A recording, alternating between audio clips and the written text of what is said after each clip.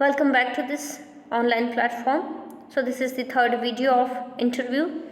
So first video में हमने देखा कि कुछ लोगों का कौन सा पॉइंट ऑफ व्यू है कि इंटरव्यू कैसा होना चाहिए, इंटरव्यू क्यों होना चाहिए, वो सारी चीज़ें हमने वहाँ पे देखी। और सेकंड पार्ट हमने बिगिन किया था अम्बर्टो इको के और मुकुंद के कन्वर्जेशन से। वहाँ पे हमने देखा कि किस तरह से वो नॉवेलिस्ट जो इन्होंने बहुत सेमियोटिक्स पे लिखा है, वो अपने आप को कैसे बताते। रोनाल्ड बार्थेस जो एसेइस्ट हैं, वो नॉवेलिस्ट बनना चाहते थे, फिर भी वो नहीं बन पाए। और एक इंसिडेंस ऐसा भी बताया था कि वो इन्होंने नॉवेल राइटिंग किस तरह से बिगिन की, जैसे कि उनके प्रोफेसर्स ने बताया कि कुछ लोग होते हैं जो अपना जो ये रिसर्च होता है उसका हाइपोथेसिस और कंक्लूजन वो सब कुछ दिखाते हैं, but you have done contrary different, कि आपने अपोजिट ही किया है, कि आपने पूरा रिसर्च की एरर्स, ट्रायल्स और एरर्स बताएं, जिसकी वजह से वो जो उसका रिसर्च था वो एक क्या हो गया, पब्लिकेशन बन गया एज अ बुक फॉर्म में। और ये भी क्वेश्चंस करते हैं कि आप एक लोग आपने मोर देन 40 बुक आपने लिखी है सेमियोटिक्स पे, फिर भी लोग आपको आज नॉवेलिस्ट की तरह जानते हैं, तो आप इसके बारे में क्या कहना चाहेंगे।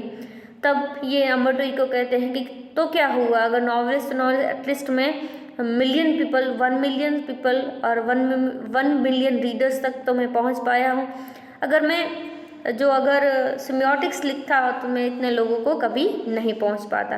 तो ये वीडियो हमने वहाँ तक कंप्लीट रखा था। तो आज हम बिगिन करते हैं कि अब मुकुंद कौन सा क्वेश्चन करने वाले हैं। Which brings me to my next question. The Name of the Rose is a very serious novel. It is a detective yarn at one level, but it also delves into metaphysics, theology and medieval history.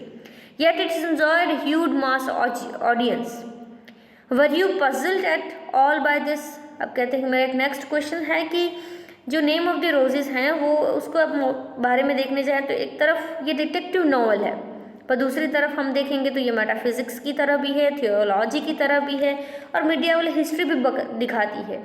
तो और ये फिर भी इतना कुछ difficult होते हुए भी ये बहुत जो ह्यूज मास ऑडियंस है वो इन्जॉय कर रही है। तो इसका क्या रीज़न, क्या इसके पीछे कोई पजल है? No, journalist are puzzled. इसमें कोई पजल नहीं है, पर जर्नलिस्ट लोगों ने इसको थोड़ा डिफ़िकल्ट बना दिया है। एंड समटाइम्स पब्लिशर, और कभी कभी पब्लिशर्स होते हैं वो भी इसके कुछ एडिटिंग में, प्रोलॉन्ग में और कुछ ऐसा लिख देते हैं जिसकी वजह से ये डिफ़िकल्ट हो जाती हैं। And this is because journalist and publisher believe that people like trace and don't like difficult reading experiences. और ऐसे पब्लिशर्स और जर्नलिस्ट की वजह से लोगों को ऐसा लगता है ये ट्रेस है, कचरा है, और लोगों को रीडिंग करने में बिल्कुल पसंद नहीं आएगा। Consider there are 6 million people on this planets. अब देखो कि यहाँ पे 6 मिलियन पीपल हैं, वो इस अर्थ पे हैं। Name of the rose is sold between 10 to 15 million copies. अब उनमें से 10 से 15 मिलियन कॉपीज हैं वो यहाँ पे बिक चुकी हैं। So in a way I reach only a small percentage of the readers. इसको देख के लगता है कि मैंने अभी small percentage of the reader तक ही पहुंचा हूँ। But it is exactly this kind of reader who do not want easy experiences.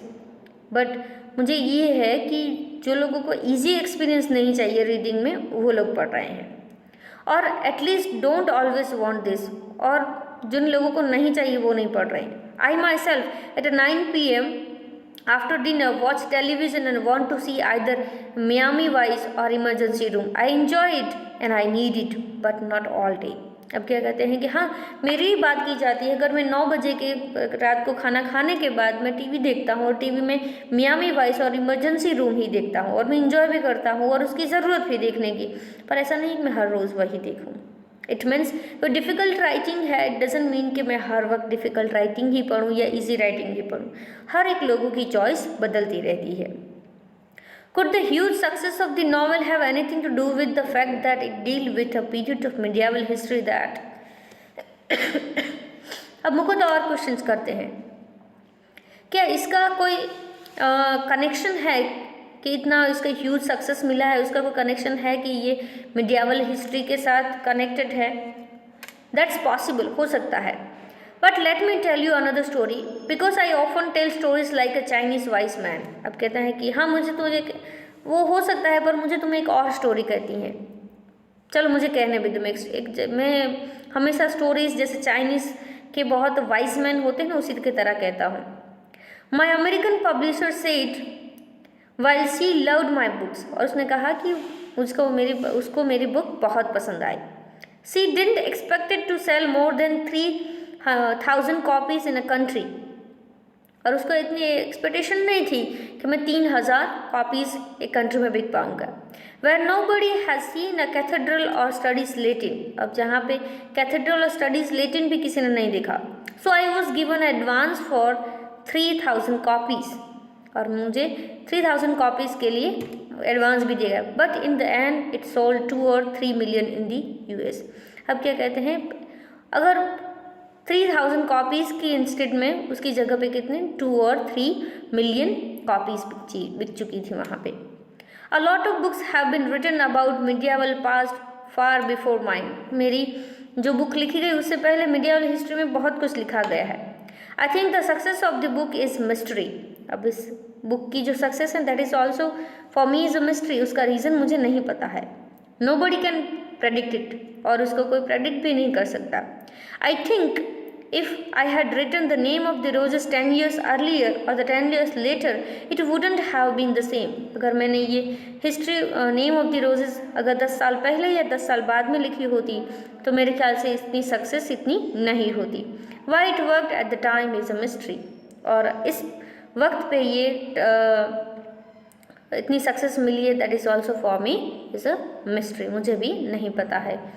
तो यहाँ पे ये इंटरव्यू का जो सेकंड पार्ट था दैट इज़ ऑल्सो कंप्लीट, और इसके जो क्वेश्चंस हैं understanding the text and talking about the text, ये सारे के सारे क्वेश्चंस, और नीचे कुछ क्वेश्चंस दिए गए हैं, तो ये सारे के सारे आपको क्वेश्चंस कंप्लीट करने हैं। और साथ में इंटरव्यूज़ के बाद क्वेश्चंस आपने फर्स्ट पार्ट में भी दिए गए हैं, यानी कि थिंक एज यू रीड, तो 5 क्वेश्चंस आपको ये भी लिखने हैं। तो ये सारा होमवर्क कंप्लीट करके मुझे कल तक भिजवा दीजिएगा, और कोई डाउट्स हो इस चैप्टर में तो प्लीज़ बता दीजिएगा। तो बस ये वीडियो यहीं समाप्त करते हैं। Thank you.